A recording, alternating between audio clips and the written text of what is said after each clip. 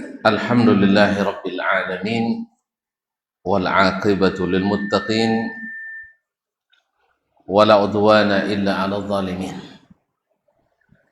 Ashhadu an la ilaha illallah wahdahu la syarika lah waliyus salihin wa khaliqul khalqi ajma'in wa raziquhum wa ma min dabbatin fil ardi illa 'ala Allahi rizquha wa ya'lamu mustaqarraha wa mustawda'aha kullun fi kitabim mubin. Wa asyhadu anna Muhammadan abduhu wa rasuluhu as-sadiqul wa'dil amin sallallahu alaihi wa ala alihi at-tayyibin wa azwajihi at-tahirati ummahatil mu'minin wa ashabihi al-kiramil ghurril mayamin wat-tabi'ina lahum bi ihsanin ila yaumin yamtazu fihi ashabus shimali an ashabil yamin. Amma ba'du, fa'usi nafsi wa iyyakum ayyuhal muslimun wa ayyatuhal muslimat bitaqwallahi azza wa jal rabbil ardi was samawat fa innahu qad fazal muttaqun. Ya ayyuhalladzina amanu taqullaha haqqa tuqatih wa la tamutunna illa wa antum muslimun. Para alim ulama, cerdik pandai, tokoh adat, tokoh masyarakat, para hadirin wal hadirat, jamaah salat maghrib dan insyaallah isya di Masjid Raudhatus Shalihin di Durian Sebatang, Ujung Batu, Kabupaten Rokan Hulu, Negeri Seribu Sunnah. Nah, salah? Enggak, baik. Mudah-mudahan Allah Subhanahu wa taala menerima kehadiran kita hari ini di rumahnya ini sebagai tanda syukur kita. Diizinkannya kita beribadah di bulan Ramadan dengan pahala yang tidak diberikan batasan. Sebagaimana as-salaf dulu berdoa 6 bulan selepas Ramadan agar amalannya diterima. Kalau 6 bulan disebut terus berarti besar masalahnya. Mudah-mudahan Allah menerima amal kita. Jangan lupa minta terus supaya diterima. Karena kalau kita minta terus supaya diterima, kita akan senantiasa berhati-hati dan menjaga diri dari riya. Semoga ketaatan yang kita ikuti dengan ketaatan ini tanda atau sebagai penyebab amal kita diterima oleh Allah SWT. Mudah-mudahan Allah mudahkan pula kita memahami ilmu dan dikuatkannya kita untuk mengamalkannya. Para hadirin, para hadirat yang dirahmati Allah, suasana masih hari raya juga rasanya. Ini kayaknya makanan masih banyak juga di rumah nampak. Nah, dari kemarin-kemarin ya, ada sebagian pengurus masjid menelpon, kapan bisa kami ke rumah? Baru tadi ada telepon juga. Saya sekarang di Ujung Batu. Allah. Karena ada bilang sama awak habiskan Syawal dulu, jangan mulai kajian. Enggak, baru 3 hari dan nak ngaji orang. Ya, yang tak punya jadwal nak curi jadwal orang lain sebelum dimulai. Iya, Bang. Nangkong kampung abang orangnya. Jadi tidak ada jadwal Ustaz. Kan belum mulai kajian tempat lain katanya. Ayolah. Akhirnya daripada lama potong utang udah setahun bulan tidak terbayar kan, akhirnya pergi. Nah, pas dengar yang lain minta puluh, ya dengar yang punya jadwal asli, Ustaz jangan bagi sama yang lain. Nah, akhirnya raya belum selesai, tapi awak sudah. Allah musta'an. Baiklah kaum muslimin dan muslimat dirahmati Allah. Nampaknya kita harus berhari raya dengan kajian nampaknya. Tapi lebih bagus, lebih banyak jumpa kan. Di rumah tuan-tuan tidak sempat datang. Oh sini Masya Allah semua datang. Oleh sebab itu saya ucapkan taqabbalallahu minna wa minkum kullu amin wa antum bi khair. Mudah-mudahan segala amal kita terima, dosa-dosa kita diampuni.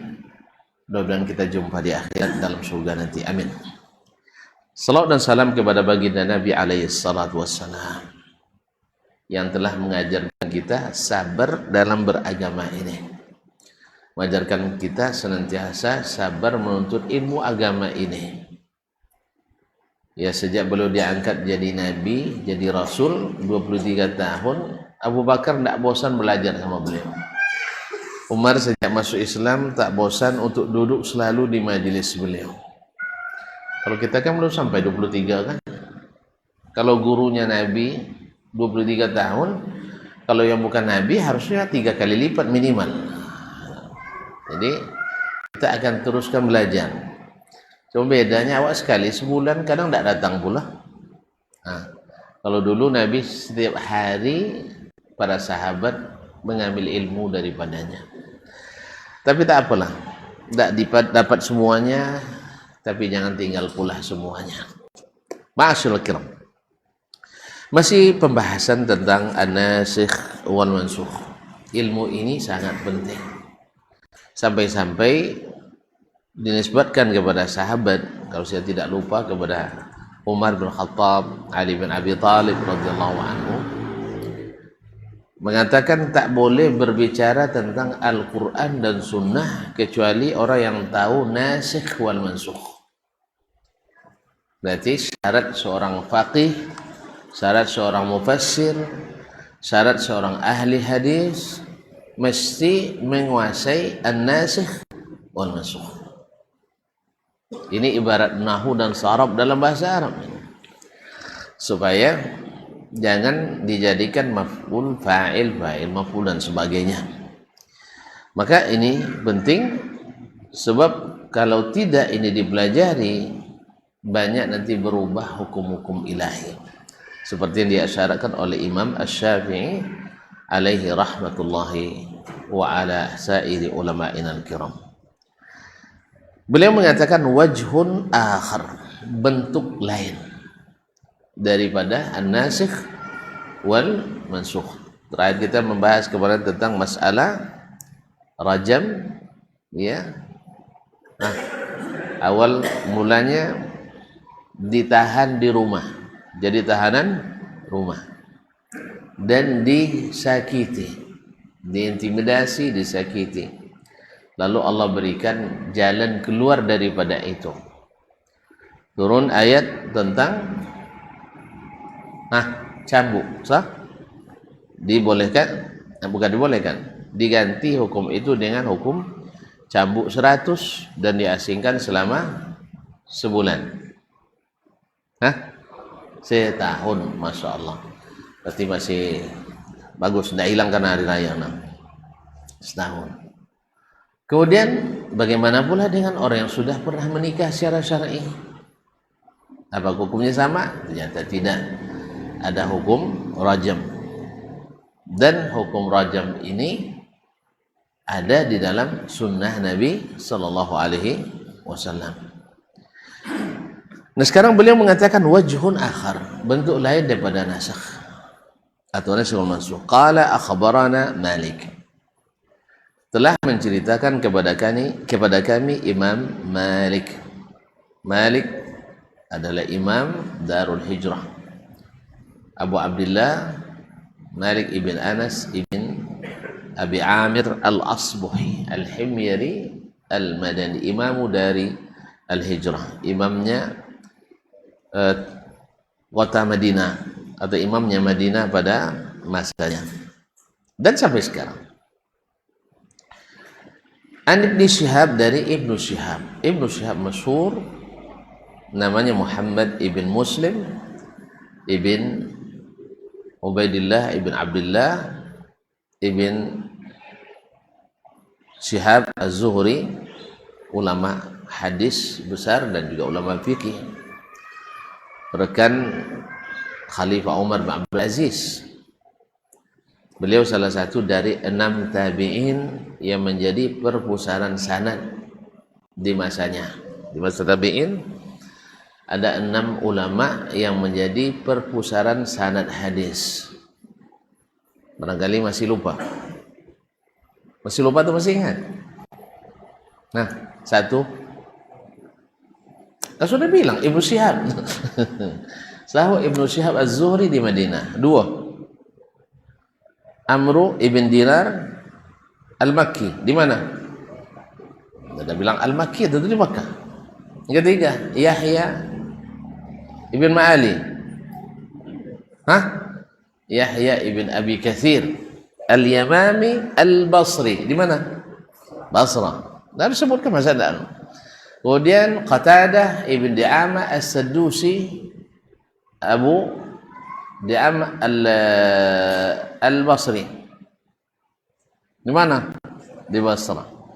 Yang ke-5 adalah Abu Ishaq Amru ibn Abdullah As-Sabi'i Al-Kufi. Di mana?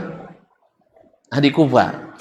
Baik, yang ke-6 adalah Sulaiman ibn Mahran Al-Kahili Abu Muhammad Al-A'mash Al-Kufi di Kufah. Nah, Ibnu Syihab adalah yang terbesar di antara yang 6 itu. Makanya wajar dia mendapatkan tugas yang sangat berat, yaitu mengumpulkan hadis-hadis Nabi sallallahu alaihi wasallam. Sebagaimana dulu Zaid ibn Thabit radhiyallahu anhu mendapat tugas mengumpulkan Al-Quran, maka Ibnu Syihab dapat tugas mengumpulkan hadis Nabi alaihi salatu wassalam secara resmi atas perintah Khalifah Umar bin Abdul Aziz. Adapun secara personal individu, banyak ulama yang juga terlibat mengumpulkan hadis-hadis sesuai dengan kemampuan dan kadar masing-masing. An Anas ibn Malik, dari Anas ibn Malik.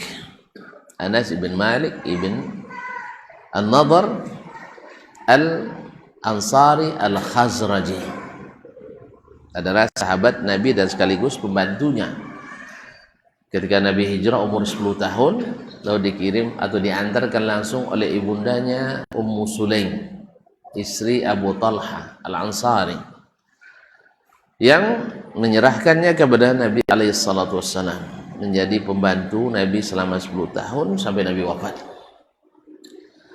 Beliaulah yang banyak berkisah tentang indahnya hidup bersama Rasulullah sallallahu alaihi wasallam. Anna Nabiyya sallallahu alaihi wasallam ragiba farasan, bahwa Nabi sallallahu alaihi wasallam mengendarai kuda. Ini Nabi kita alaihi salatu wasallam, salah satu ketangkasannya, keberaniannya, keahliannya bisa mengendarai kuda. Awak kan naik bendi bisa, tapi kalau naik kuda kayaknya belum. Tapi saya tuh banyak kuda. Sudah? Iya. Nabi alaihissalatu wassalam sampai beliau tanpa pelana pun bisa naik kuda. Jadi suatu malam terdengar suara mencurigakan, suara keras. Nah, para sahabat bersiap untuk mencari sumber suara. Baru mereka bersiap, Nabi sudah balik. La alaikum, dah selesai. Ternyata Nabi naik kudanya tanpa pelana. Kalau nggak siapkan pelana lumayan lama. Dia enggak. La alaikum, enggak apa-apa. Aman. Masya Allah. Inilah panglima yang sesungguhnya. Wassallallahu alaihi wasallam. Rakiba farasan fasuri'a anhu. Lalu Nabi terjatuh dari kudanya itu. Jadi yang namanya Nabi, manusia biasa, apa yang dialami oleh manusia biasa tetap dialami oleh Nabi sallallahu alaihi wasallam. Jadi kalau ada orang yang lebih hebat dari Nabi, wajib dicurigai. Wajib dicurigai. Bisa menerbangkan kudanya atau tidak luka oleh senjata tajam, Nabi kita luka. Ma'asyiral kiram. Kalau ada yang mengajarkan ilmu kebal, wajib dicurigai, walaupun baca zikir-zikir. Karena syaitan itu disitulah dia menyesatkan orang dengan subuhat. Oh, ayat dibacanya, hadis dibacanya, selawat dibaca, zikir baca. Nah, fasuri anu fajuhisha shiqhul aiman, sehingga terluka lecet pinggang bagian kanan Nabi alaihi salatu wassalam. Harusnya kan dia wali, seharusnya wali nggak kena apa-apa ya, enggak, dia tetap luka seperti manusia biasa. Bedanya adalah beliau itu diberikan wahyu. Itulah kelebihan yang sesungguhnya. Fasalla salatan minas salawati wa huwa qa'id. Lalu beliau salat, ya, salat sambil duduk, menunaikan salat sambil duduk. Wa sallaina wara'ahu qu'udan. Kami pun salat di belakangnya dalam keadaan qu'ud. Qu'ud apa artinya? Qa'ada yaq'udu qu'udan, yakni dalam keadaan duduk juga. Ini awalnya. Jadi Nabi dalam perang Zatir Riqa, beliau terjatuh dari kudanya dan lecet pinggang sebagian kanan. Ketika sholat, beliau tidak bisa sholat berdiri, sehingga karena juhisa itu bukan hanya sekedar luka, agak sedikit berpindah tulangnya, jadi susah untuk digerakkan untuk berdiri. Lalu beliau duduk, salat duduk. Wa sallaina wara'u qu'udan. Kami pun jadi makmum, salatnya sambil duduk. Qu'ud jamak daripada qa'id. Falamman sarafa qala. Naam. Ketika beliau selesai dari salatnya, beliau berkata, innama ju'ilal imamu liyu'tamma bihi. Imam itu dijadikan supaya diikuti. Imam dijadikan supaya diikuti. Fa iza shalla qa'iman fasallu qiyaman. Apabila imam salat berdiri, maka salatlah kalian di belakangnya dalam keadaan berdiri. Imam berdiri, kita berdiri. Imam wa iza shalla raka'a farka'u. Apabila dia rukuk, maka rukuklah. Wa idza rafa'a farfa'u. Bila beliau naik dari rukuk, naik pula. Wa idza qala sami Allahu liman hamidah, apabila dia mengucapkan sami Allahu liman hamidah, faqulu rabbana walakal hamdu, maka katakan rabbana walakal hamd. Wa idza shalla jalisan fasallu julusan ajma'un. Apabila dia salat dalam keadaan duduk, maka salatlah kalian dalam keadaan duduk pula. Ini yang pertama, bahwasanya bila imam dalam keadaan tidak mampu salat berdiri dan dia salat duduk, maka makmum ikut salat duduk. Lalu kalau imamnya salat berbaring, imam salat berbaring gimana? Kalau dia sudah berbaring salatnya, tidak wajib lagi ke masjid. Tidak mungkin kita salat ke tempat dia. Jadi oleh sebab itu maka tidak ada imam yang salatnya berbaring. Ini kadang macam-macam kita ini. Ustaz, wajib ikut imam ya? Iya. Kalau imamnya salat sambil berbaring, gimana kita? Ya kalau saya jawab aja, salat juga berbaring. Coba ada nggak imam yang salat berbaring? Tuan-tuan, jawablah sejujurnya. Pernah nggak tuan-tuan menyaksikan ada salat imamnya berbaring? Ada? Kalau gitu nggak usah tanya. Kalau itu nggak usah ditanya. Itu tanya orang-orang tongkol gitu. Orang-orang yang suka mendebat, asal debat aja kadang. Sebanyak kita belajar nih, belum pernah saya jumpai imam salat sambil berbaring. Karena kalau sudah berbaring salatnya, tidak wajib lagi dia ke masjid. Jelas? Nah, andainya pun andai ada imam yang salat, pokoknya maksa juga dia nak jadi imam. Ini dia bawa ke sini kerandanya, apa keranda rupanya? Tandu bukan keranda ya, maaf. Keranda sudah mayat dia. Tandu dibawa sini, lalu dia sholat, maka kita semuanya sholat berbaring. Tunggu dulu, ada lagi berita lain. Ada lagi berita lain. Ini yang pertama. Jadi kasus hadis pertama, hadis Anas bin Malik, dia ceritakan ketika Nabi terjatuh dari kudanya, lalu pinggang kanannya ada masalah sebelah kanan, atau apa namanya nih, pamenggak nih pada bahasa pinggul, pinggul kanannya agak susah untuk dibawa sholat berdiri, maka sholatnya duduk. Maka waktu itu dia suruh jemaah sholat duduk di belakang. Jelas? Kita belum bicara tentang masalah hukum ini.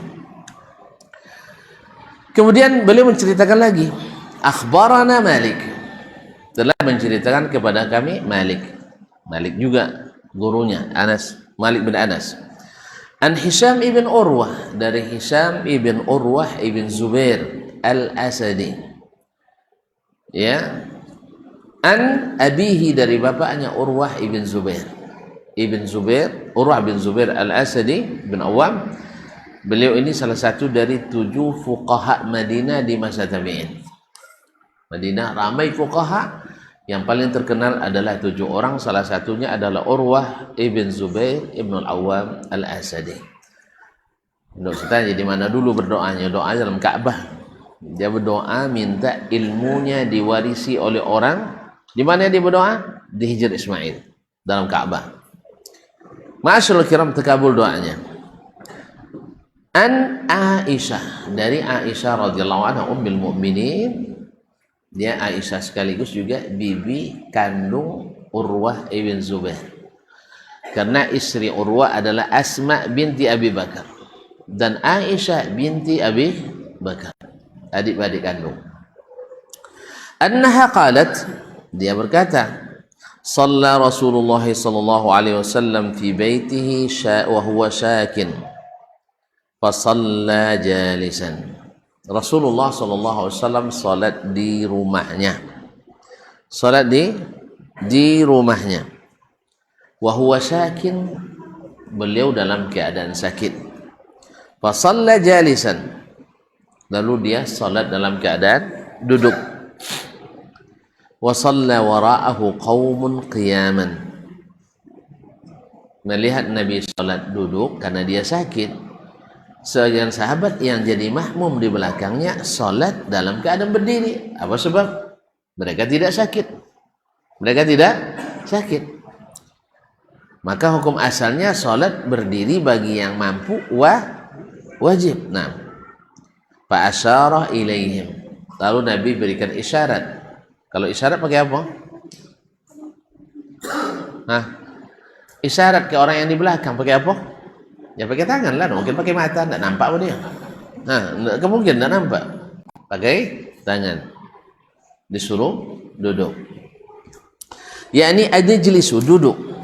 Falamman saraf, ketika selesai, qala, dia berkata, Nabi berkata, innama ju'ilal imam liyu'tamma bihi. Imam itu untuk diikuti. Jadi oleh sebab itu imam dijadikan imam untuk diikuti. Jangan suruh imam mengikuti kita. Ini banyak masjid imam dipaksa oleh makmum. Jangan panjang-panjang ya katanya. Ya kalau gitu tidak apa, itu permintaan namanya. Tapi kadang-kadang imam belum mau qomat, sudah dipaksa qomat oleh jemaah. Waktu belum. Masyaallah kiram dirahmati Allah. Fa iza raka'a farka'u. Bila dia rukuklah kalian. Wa idza rafa'a farfa'u. Bila dia i'tidal kalian. Wa idza shalla jalisan. Apabila dia salat dalam keadaan duduk, fasallu julusan. Maka salatlah dalam keadaan duduk. Ma'asyiral kiram dirahmati Allah Subhanahu wa taala. Ini hadis sama dengan hadis Aisyah. Imam yang sakit dia sholat duduk. Makmum yang sehat karena imam duduk, dia juga ikut sholat dalam keadaan duduk. Ini hukum yang pertama. Soalnya kembali dengan alasan makmum wajib ikut imam bila imam salat dalam keadaan duduk. Imam salat dalam keadaan duduk boleh apa enggak? Mutlak. Hah? Boleh enggak imam salat duduk menurut keinginannya saja? Boleh enggak? Hari ini kita salat duduk aja lah biar santai dikit. Atau bawa kursi kayak yang kemarin. Nggak ngikuti perkembangan. Hah? Kayak yang di sana kemarin. Setelah Idul Fitri, bawa kursi, ibu-ibu di depan. Hah? Kan udah lama aku bilang bahwa itu aliran jangan nyesat-nyesatkan orang, nggak boleh. Kan fikih kita bukan fikih arba'ah lagi. Ada tambahan fikih demokrasi. Fikih demokrasi. Kalau demokrasi tidak boleh menyalahkan. Yang mayoritas wajib menghormati yang minoritas. Adalah sehingga lahir lagi fikih minoritas. Entah macam-macam nih. Memang negeri ini kaya dengan segala penyimpangan. Ya memang kalau sudah ada istiqamah di atas sunnah Nabi SAW, beginilah hasilnya. Semua orang minta berkreasi, semua orang untuk memodifikasi agama. Alasannya Undang-Undang Dasar 45. Oleh sebab negara tidak boleh mengintervensi, sehingga raya pun 5 hari, 1 Syawal 5 hari, hanya terjadi di Indonesia. Tidak ada sejak zaman Nabi SAW sampai hari ini orang berhari raya 1 Syawalnya 5 kali. Tidak ada 5 kali. Yang lebih aneh lagi, di satu rumah hari rayanya berbeda. Tidak ada. Ini ada WA-nya masih ada. Ustaz, suami saya rayanya Jumat, ayah saya rayanya Sabtu. Kami tinggal di rumah mertua, maksudnya di rumah ayahnya. Gimana kira-kira tuh? Ayah nyuruh raya Sabtu, suami nyuruh raya Jumat. Berarti antara mazhab mertua dengan menantu berbeda. Nah sekarang istri ikut taat suami kah atau ikut taat orang tua? Kan dilema jadinya. Nak makan-makan nanti suami masih ayah masih puasa, padahal tinggalnya masih di PMI, perumahan mertua indah. Suami belum punya rumah mandiri. Kira-kira senang tidak menantunya nengok suaminya makan-makan dia sedang puasa? Hah? Senang tidak? Tentu belum merasakan jadi mertua, itu masalahnya. Sama gitu. Nah. Jadi kaum muslimin muslimat, banyak pertanyaan semodel ini banyak. Semodel ini banyak. Ketua saya ini, pengurus masjid juga ada yang minta pendapat. Saya tidak bisa jawab. Ya bukan tidak bisa secara hukum, tapi takut efeknya nanti. Tidak boleh kata Ustaz Dasman katanya, awak diadu nanti. Habis itu besok tidak ada jadwal di Raudhatus Shalihin lagi. Dituduh memprovokasi jemaah.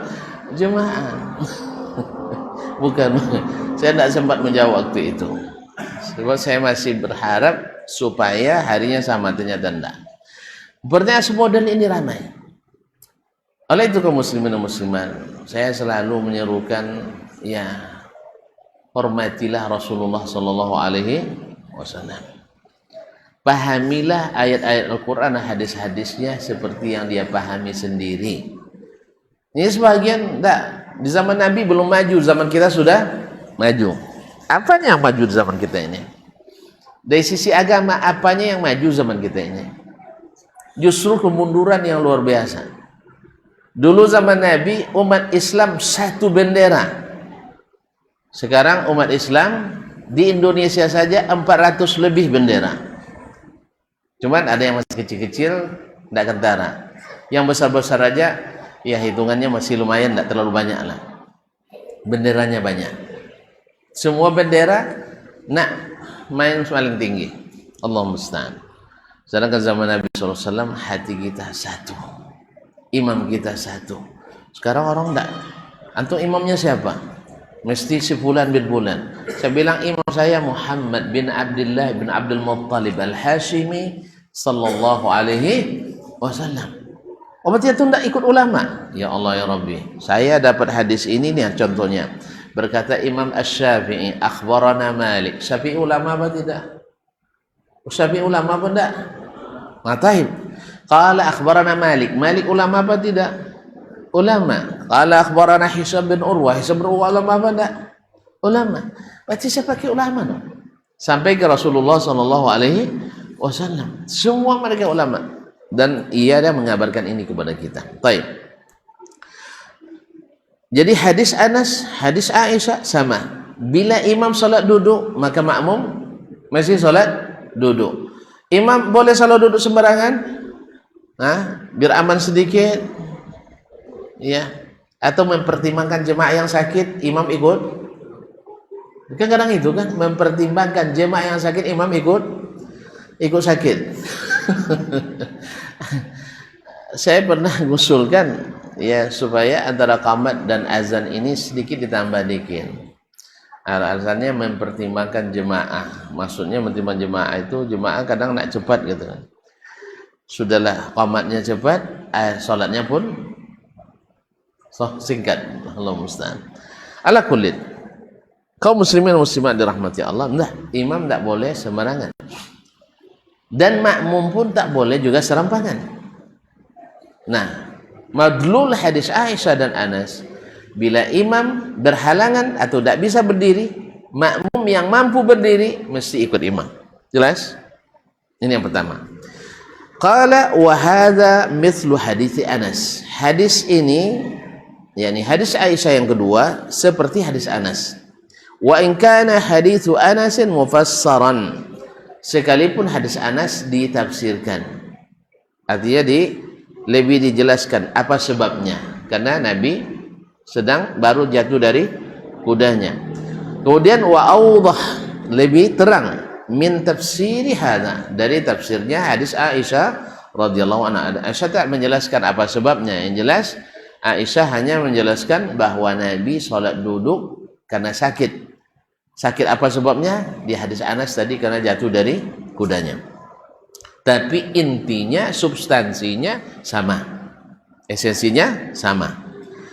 Taib, qala, lalu Imam Syafi'i lagi mengatakan, kita masih mengikuti ulama ya. Ya, melalui ulama ini. Akhbarana Malik, telah menceritakan kepada kami Malik.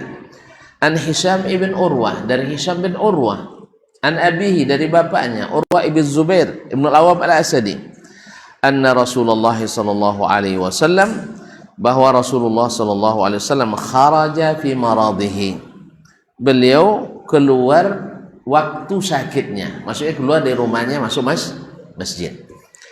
Fa ata Abu Bakrin wa huwa qa'imun yusalli bin nas, sedang waktu itu Abu Bakar berdiri jadi imam salat, ya, mengimami para sahabat. Fastakhara Abu Bakrin, lalu Abu Bakar mundur. Kan terasa Nabi kan. Jadi kaum muslimin dan muslimat, ini sebagian orang mensyaratkan khusyuk itu tidak terasa, gempa pun tak terasa, enggak. Ya, bukan begitu syarat khusyuk. Khusyuk itu adalah an ta'budallah ka'annaka tarahu, fa in lam takun tarahu fa innahu yarak. Yaitu puncak khusyuk itu adalah engkau seolah-olah melihat Allah. Seolah-olah melihat Allah. Kalau tidak, yakini Allah sedang memperhatikanmu. Kalau kita beribadah, awak ni hamba ya, bukan orang merdeka kita. Kita ni hamba Allah, diatur dan dimiliki oleh Allah. Nah, kalau kita di depan Tuhan, ya di depan Tuhan, antum aja depan bos begitu khusyuknya bekerja. Pernah bekerja diawasi oleh pimpinan? Pernah? Berani minta permisi dulu? Hah? Rata-rata tidak berani. Kerjakan setekun-tekunnya. Nah, begitulah dan lebih lagi. Karena Allah SWT bukan hanya melihat nampak di zahir kita, tapi hati kita dia juga tahu. Kalau bos kita, dengan tindakan kita bisa kita tipu. Hati kita, misalnya mengkal kepadanya. Bos nggak tahu itu, karena muka kita manis. Ya, muka kita manis. Bisa berkamuflase. Tetapi kalau Allah tidak, maka wajib beribadah seperti Allah, yakini Allah mengetahui dan melihat kita.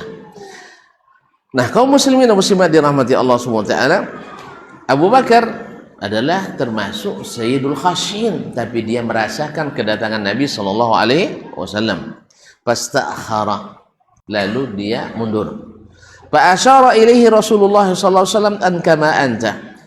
Lalu Rasulullah SAW memerintahkan kepadanya, mengisyaratkan padanya tetap di tempat, jangan mundur, jangan mundur. Fajalasa Rasulullah SAW ila jambi Abi Bakar. Lalu Rasulullah SAW duduk di samping Abu Bakar. Samping mana? Kiri atau kanan? Azan. Baik.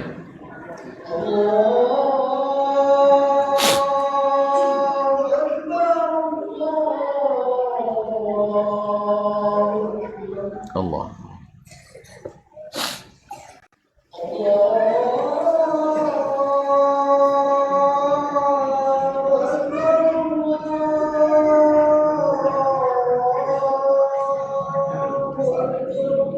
Allah, Allah.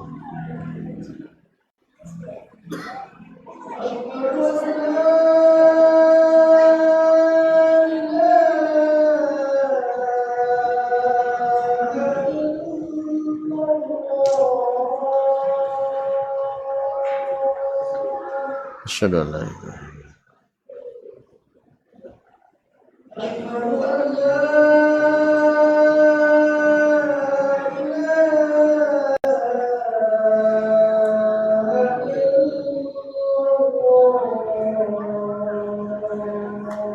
asyhadu an la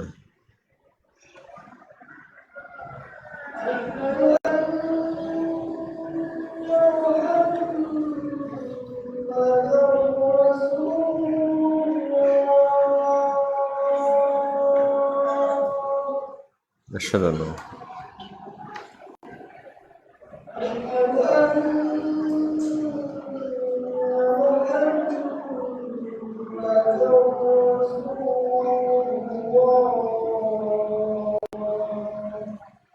asyhadu anna Muhammadan rasulullah.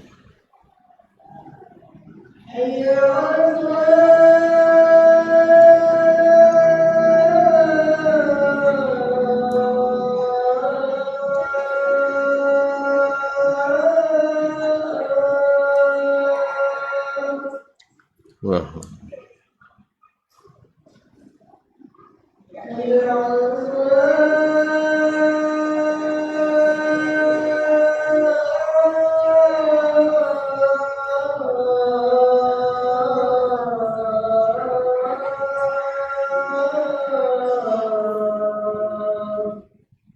La haula wala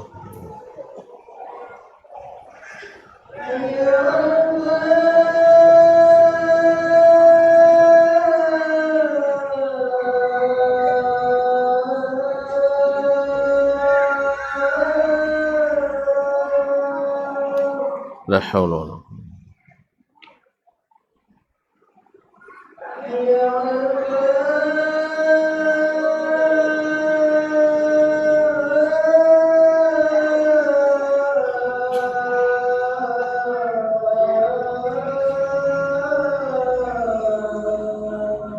la haula wala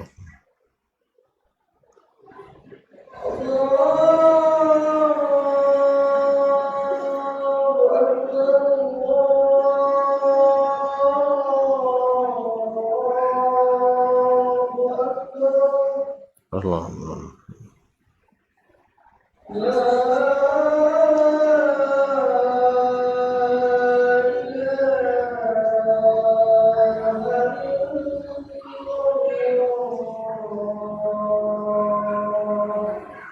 wa nashhadu an la ilaha illa anta. Allahumma shalli ala Muhammad.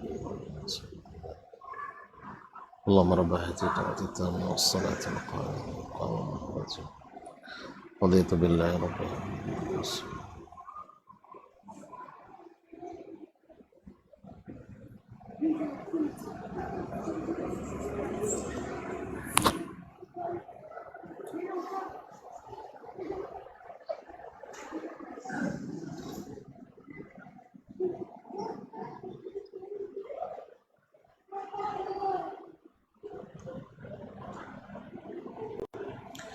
Baik, kaum muslimin, kaum muslimat dirahmati Allah Subhanahu wa taala. Fajalasa Rasulullah SAW ila jambi Abi Bakar, yakni sebelah kirinya. Berarti kalau sebelah kiri jadi imam atau jadi makmum? Kalau duduknya di sebelah kiri jadi imam atau jadi makmum? Imam. Berarti awalnya Abu Bakar jadi imam, akhirnya digantikan oleh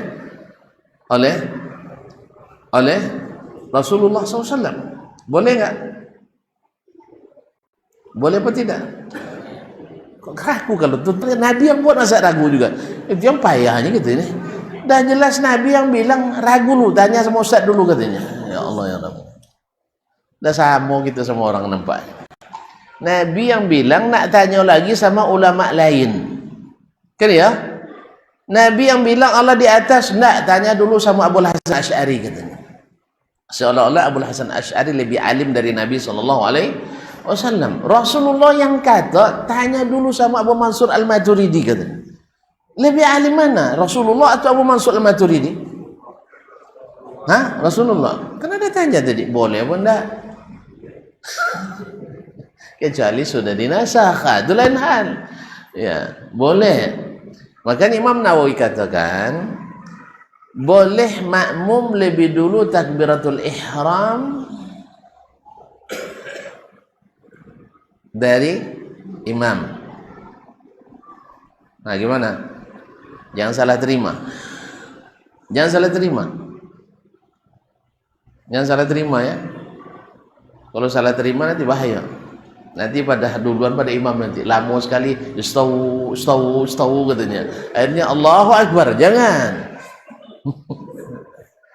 Maksudnya makmum yang kemudian menjadi atau makmum yang kemudian imam yang kemudian jadi makmum. Sekarang kan Abu Bakar tadi sudah takbiratul ihram atau belum? Sudah, jelas. Lalu datang Nabi SAW menggantikan posisi jadi imam. Mana yang lebih duluan? Abu Bakar takbiratul ihram atau Nabi? Abu Bakar. Nah, Abu Bakar sekarang jadi makmum atau jadi imam? Makmum. Dalam kondisi seperti ini boleh makmum lebih dulu berhitung dari imam. Kita coba nanti. Pas misalnya anggap saya pengganti imam nanti. Mana imam aslinya? Imam asli mana? Antum. Pas saya jadi imam nanti, antum gantikan.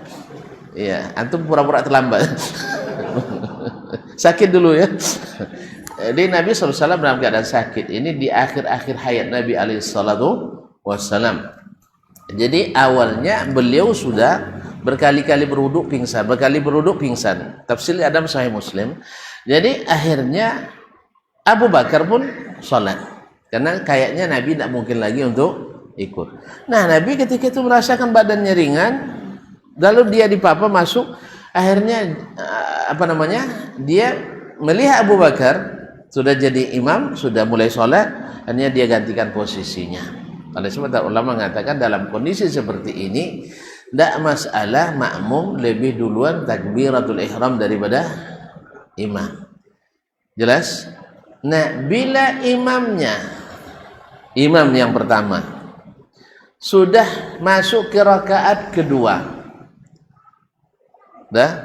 boleh nggak lagi imam yang terlambat ini menggantikan posisi? Nggak jelas pertanyaannya, rahmukallah. Sampai bersin antum dibuatnya. Nah, sensitif sekali. Nah, Abdurrahman bin Auf radhiyallahu anhu pernah menggantikan posisi Nabi jadi imam. Karena Nabi sedang mendamaikan suatu kaum di Quba, mereka berselisih. Jadi berselisih itu biasa. Yang tak boleh itu mendendam itu. Awaknya lu berselisih dah dendam kita. Nah, berselisih Nabi pergi mendamaikan. Ya sahabat ada juga berselisih, ada. Tapi tidak membuat aliran baru, tidak menutup masjid, tidak membubarkan kajian. Nah, itu. Awak ini sungguh terlalu. Kita ini sungguh terlalu. Nah, sedikit beda sudah mulai menghalang-halangi. Tanda bahwa kita tidak istiqamah dalam beragama. Karena mengikut hawa dalam memahami. Baik. Nah, ketika itu datang Nabi SAW. Abdurrahman sudah masuk rakaat kedua. Bagaimana Nabi SAW? Apa menggantikan Abdurrahman? Digantikannya?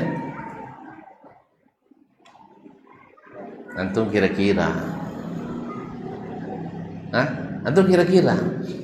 Tidak boleh lagi, sebab imam sudah terlambat, sudah masbuk. Kalau tadi belum masbuk, dia belum masuk belum selesai rakaat, masih di takbiratul ihram. Jelas? Kalau nanti anak sudah masuk rakaat kedua, jangan paksa menggantikan, tak? Kecuali yang menggantikan ikut dari rakaat pertama. Misalnya imam berhalangan untuk melanjutkan sholat dengan berbagai sebab. Satu misalnya, apa contohnya yang bolehkan dia pergi meninggalkan sholat? Apa? Lapar sekali? Oh, batal. Kita lapar tadi. Nah, jangan saya yang lapar. Nah, batal wudunya.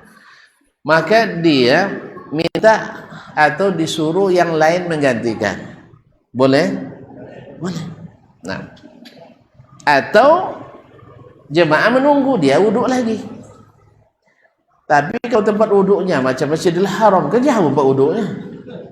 Kalau sempat imam Masjidil Haram batal wuduknya, lalu dibilangnya tunggu dulu ya katanya. Wah, repot, lama nunggunya. Ya, tapi kalau imam kan ada tempat wuduk khususnya. Ala kulli hal. Atau kita jadi imam di masjid besar. Apa masjid besar di sini? Jeraya misalnya. Jadi imam batal wuduknya. Pas pergi pula tempat wuduk ngantri pula. Ini tempat kita ini banyak masjid besar, tempat wuduknya sedikit. Banyak itu. Ya enggak usah kalau banyak yang tidak sesuai kapasitas masjid dengan kapasitas tempat wuduk itu banyak. Nah, karena dianggap tempat wuduk itu hanya pelengkap saja atau kadang-kadang pengganggu malah. Jadi ada masjid yang tak memperhatikan tempat wuduknya. Allah musta'an. Ala kulli hal. Jadi Nabi SAW ketika datang Abdurrahman jadi imam, Nabi tidak lagi menggantikan. Karena apa? Sudah lewat satu rakaat. Jelas? Tapi kalau baru mulai, maka dibolehkan. Sudah paham tuh? Balik ke kaji kita. Fakana Abu Bakrin, fajalasa Rasulullah SAW ila jambi Abi Bakar. Rasul duduk di samping Abu Bakar. Nah sekarang Abu Bakar berdiri atau duduk? Tetap berdiri. Fakana Abu Bakar yusalli bi salati Rasulullah SAW. Abu Bakar salat mengikuti salat Rasulullah SAW. Wa kana an-nas yusalluna bi salati Abi Bakar, dan jemaah mengikuti salatnya Abu Bakar. Apa maknanya? Karena Nabi duduk tak terlihat oleh jemaah di belakang. Jelas? Karena Abu Bakar di sampingnya dia melihat, maka dia mengikuti gerakan Rasulullah SAW. Sedangkan jemaah di belakang mengikuti Abu Bakar radhiyallahu taala anhu. Bukan maknanya imam dua orang, bukan. Ini sebagian salah tafsir. Dikiranya imam dua orang. Imamnya Abu Bakar Nabi, imamnya jemaah Abu Bakar, bukan. Maksudnya Abu Bakar melihat Nabi, jemaah melihat Abu Bakar. Ini dijadikan dalil oleh para ulama juga bahwasanya bila jemaah harus sholat di luar masjid atau di tempat yang di luar masjid, meluber sampai keluar ya, tidak muat, seperti yang terjadi Masjidil Haram, Masjid Nabawi malam 27 Ramadan itu sampai ke Ma'lah, Sabnya 3,5 kilo. Ya, kalau belum ada tercatat juga Facebook, catat tuh.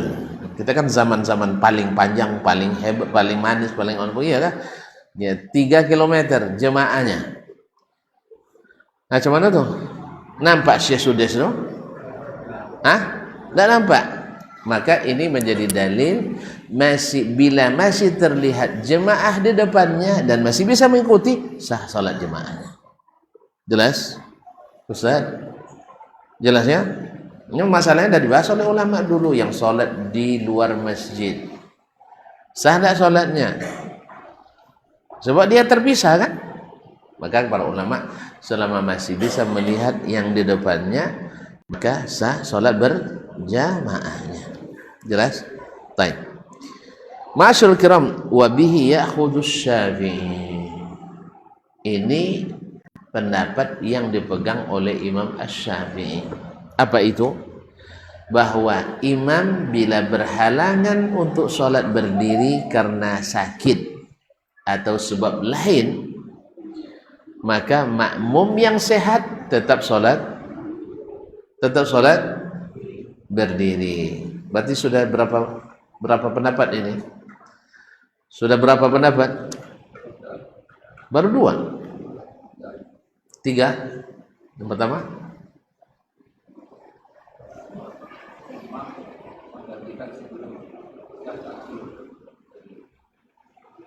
bukan dalam masalah duduk dan berdiri ini. Baru 2. Yang pertama hadis Urwah, hadis Aisyah dan Anas. Bila imam duduk, makmum mesti duduk. Sekarang hadis yang diriwayatkan oleh Urwah tapi mursal, tapi dalam Sahih Muslim muttasil, mausul, bahwasanya Nabi salatnya berdiri, duduk. Dia jadi imam. Sah? Abu Bakar makmum dan sahabat makmum salatnya berdiri apa duduk? Berdiri. Jadi imam duduk, makmum berdiri. Sudah berapa? Sudah 2. Jelas? Belum 3. Tentu nak cepat selesai nampaknya. Yang ketiga nanti pendapat Imam Malik rahimahullah ta'ala. Dan baru 2. 1 sama-sama duduk, sama-sama berdiri. Kedua, sama-sama menunaikan sesuai kemampuan. Sama-sama menunaikan sesuai dengan kemampuan. Yang mampu berdiri, berdiri. Yang mampu duduk, duduk. Nah, bila imam duduk, maka makmum kalau mampu berdiri, dia berdiri. Karena hukum asalnya berdiri itu rukun. Berdiri itu adalah rukun. Tidak boleh ditinggalkan. Jelas? Nah, wabihi ya'khudhu Syafi'i. Ini pendapat Imam Asy-Syafi'i. Kalau yang pendapat pertama tadi adalah pendapat Imam Ahmad ibn Hanbal rahmatullahi alaih. Pendapat Imam Ahmad. Qala, berkata Imam Asy-Syafi'i rahimahullah, wa zakara Ibrahim an-Nakhai anil Aswad ibn Yazid. Imam Ibrahim an-Nakhai seorang fuqaha di masa tabi'in dari Kufah meriwayatkan atau menyebutkan dari Al-Aswad ibn Yazid. Dari Al-Aswad ibn Yazid juga fuqaha, salah satu fuqaha di masa tabi'in, murid dari Ummul Mukminin Aisyah radhiyallahu anha. An Aisyah, dari Aisyah radhiyallahu anha, an Rasulillah sallallahu alaihi wasallam, dari Rasulullah sallallahu alaihi wasallam, wa Abi Bakrin, dan juga dari Abu Bakar Siddiq radhiyallahu anhu, mithla makna hadis Urwah, semakna dengan hadis Urwah yang barusan disebutkan oleh Imam Asy-Syafi'i rahimahullah, anna Nabiyya sallallahu alaihi wasallam shalla qa'idan, bahwa Rasulullah SAW salat dalam keadaan duduk, wa Abu Bakrin qa'iman, Abu Bakar salat berdiri. yusalli bi salatin nabi, mereka dia salat mengikut salat Nabi sallallahu alaihi wasallam, wa hum wara'ahu qiyaman, dan jemaah di belakangnya salat dalam keadaan berdiri. Ini mazhab yang kedua, yaitu bahwasanya bila makmum sanggup berdiri, dia tetap berdiri. Jelas, walaupun imamnya salatnya duduk. Qala falamma kanat salatun nabiy sallallahu alaihi wasallam fi maradhihi alladhi mata fihi qa'idan wan nasu khalfahu qiyaman. Tatkala salat Nabi di waktu sakit menjelang matinya, di waktu sakit menjelang mati, berarti datang kemudian, sah? Jelas? Kejadian yang pertama yang tersebut dalam hadis Anas ibn Malik dan hadis Aisyah radhiyallahu anha itu jauh hari sebelum Nabi wafat. Kalau ini menjelang Nabi wafat. Istadlalna ala anna amrahu an-nasa bil julusi fi saqtatihi anil faras qabla maradhihi allazi mata bihi. Kita jadikan dalil bahwa perintah Nabi kepada jemaah untuk duduk di saat beliau jatuh dari kudanya, dan ketika beliau salat duduk disuruh yang lain duduk, kejadiannya lebih dulu daripada kejadian beliau salat duduk di waktu sakit menjelang meninggal dan menyuruh jemaah tetap berdiri. Apa maknanya? Yang tadi menasakh yang ini. Hukum bahwa makmum mesti ikut imam duduk dan berdiri sudah dinasakh dengan hadis siapa tadi? Urwah ibn Zubair tadi yang mursal. Fakanat salatuhu fi maradhihi allazi mata fi qa'idan wan nasu khalfahu qiyaman, sehingga salatnya di waktu sakit menjelang meninggalnya dalam keadaan duduk dan jemaah di belakang dalam keadaan berdiri, nasikhatan, menasakh, lianna li'ayyajlisan nasu bijulusil imam, menasakh hukum bahwa imam mesti diikuti, bila duduk mesti duduk, itu sudah dinasakh dengan hadis yang terakhir ini. Wa kana fi dzalika dalilun bima ja'at bihi sunnah wa ajma' alaihi an-nas min anna salata qa'iman idza ataqaha al-musalli wa qa'idan idza lam yutiq wa an laysa lil mutiqil qiyama munfaridan ay yusalliya qa'idan. Dengan demikian dalam masalah itu terdapat dalil terhadap apa yang datang dalam sunnah dan ijma'nya umat ini, bahwa salat berdiri bila sanggup mesti berdiri, dan tidak boleh orang yang sanggup salat berdiri untuk salat duduk. Jelas? Ini sudah ijma', hukum asal. Dia kembalikan ke hukum asal, bahwa ulama kita sepakat bahwa siapa yang sanggup berdiri lalu dia salat duduk, salatnya batil. Jelas? Siapa yang sanggup berdiri lalu dia salat duduk, batil. Jelas? Nah, kecuali dalam keadaan yang tadi, bagi yang menganggap belum dinasakh, dan itu mazhab Imam Ahmad. Mazhab Hambali sampai hari ini mengatakan tidak dinasakh. Apa sebab? Mereka mentaibkan hadis penasakh ini karena mursal. Tapi Imam Syafi'i menjadikannya dalil. Sebab apa? Walaupun mursal tapi diriwayatkan lebih dari satu sumber, dan syarat hadis mursal diamalkan, tidak terlalu dhaif, datang dari yang thiqah, kemudian diriwayatkan dari jalur lain yang juga ini, kemudian kalau bisa datang dari jalur lain yang musnad, dan itu terpenuhi dengan datangnya dalam Sahih Muslim musnadan. Maka Imam Ahmad menganggap belum dinasakh. Nanti datang Imam Malik menengahi. Apa kata Imam Malik? Siapa yang tidak sanggup berdiri jangan jadi imam. Lah, antum kalau sakit jangan maju. Suruh yang lain maju. Ana lebih setuju dengan ini supaya keluar dari khilaf kedua kubu ini. Kubu Hambali dengan kubu Syafi'i. Imam Malik bilang, siapa yang tidak sanggup berdiri jangan jadi imam. Sebab nanti kalau tetap jadi imam, jamaah terpecah nanti. Yang ikut mazhab Syafi'i tetap dia berdiri, yang ikut mazhab Hambali duduk pula dia seperti imam. Nah, gimana? Sekarang kita pindah mazhab ya. Pindah mazhab ke mazhab Imam Malik. Karena memang jadi imam itu berat. Dalam keadaan sakit kau tidak sanggup, biar aku saja jadi imam. Jelas ya? Dalam keadaan sakit, ya bahasanya. Bahkan kata Imam Malik, andainya imam di awal salat sehat, lalu tiba-tiba sakit di dalam salat, dia wajib mundur. Dia wajib mundur, gantikan posisi ke yang sehat. Nah, gimana? Setuju? Kayak setuju nampaknya. Dah sehat aja, jangan ustaz juga yang jadi imam katanya. Kaum muslimin dan muslimat dirahmati Allah.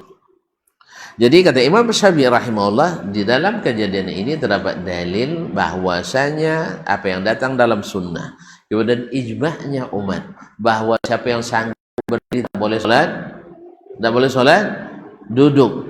Bahwa siapa yang sanggup berdiri mesti solat berdiri. Siapa yang tak sanggup berdiri baru boleh duduk. Dan siapa yang sanggup berdiri tak boleh solat duduk. Kecuali dalam bab lain, yaitu bab solat sunat misalnya, atau solat di atas kendaraan, atau solat dalam kondisi perang. Ini keluar dari permasalahan kita. Nah, kita selesaikan atau kita berhenti dulu? Suasana masih raya, besok aja lah kita selesaikan ya. Ingat ya, sudah 3 pendapat dalam masalah ini. Pendapat yang pertama mengikut hadis hadis Anas dan hadis Aisyah radhiyallahu anha, bahwa kalau imam duduk kita ikut duduk.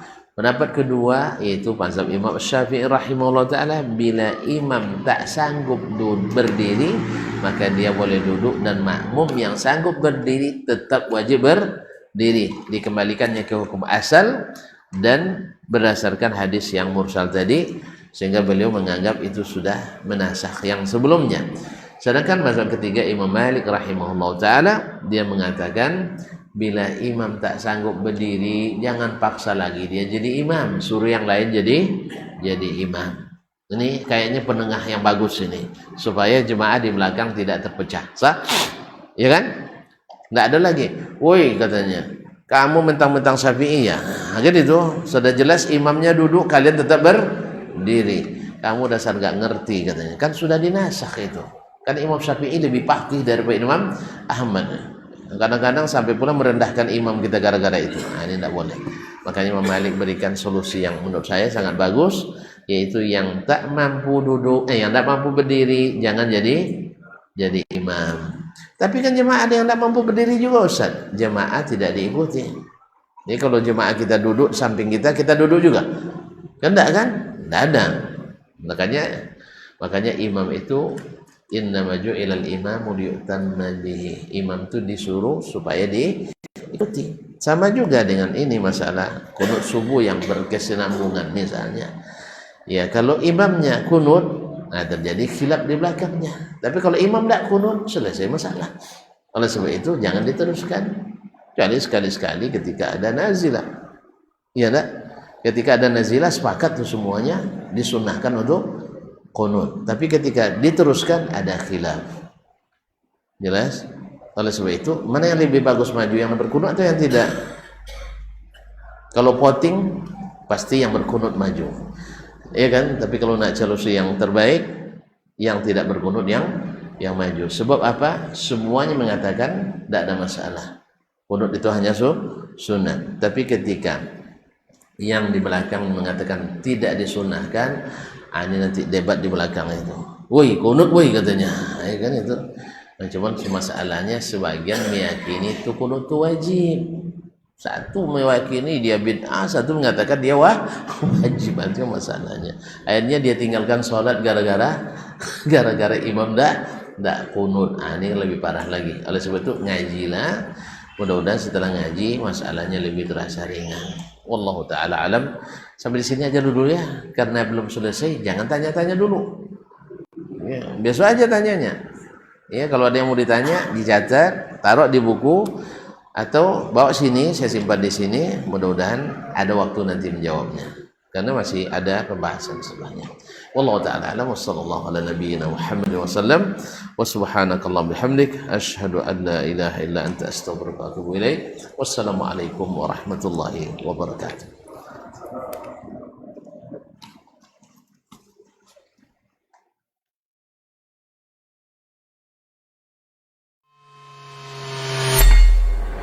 Di para sahabat itu, kaum muslimin, yang terbayang bagi mereka itu adalah infak, yang terbayang bagi mereka adalah sebuah kebahagiaan, keselamatan di akhirat yang kekal dan abadi di sisi Allah tabaraka wa taala. Semua kita boleh klaim sekarang. Kamu cinta Nabi? Cinta Ustaz. Cinta Nabi? Cinta Ustaz. Termasuk saya. Cinta Nabi? Cinta. Kapan tahunya? Besok di akhirat. Maka apa kata Nabi sallallahu alaihi wasallam? Amalur rajuli biyadih. Penghasilan yang terbaik adalah pekerjaan yang dilakukan oleh seseorang dengan tangannya sendiri. Wa kullu bai'in mabrur. Dan setiap jual beli yang mabrur. Ini aktivitas ini membantu saya di akhirat atau akan menyulitkan saya di akhirat? Kalau seandainya perbuatan itu ternyata akan menyulitkan kita di akhirat kelak, tinggalkan perbuatan itu.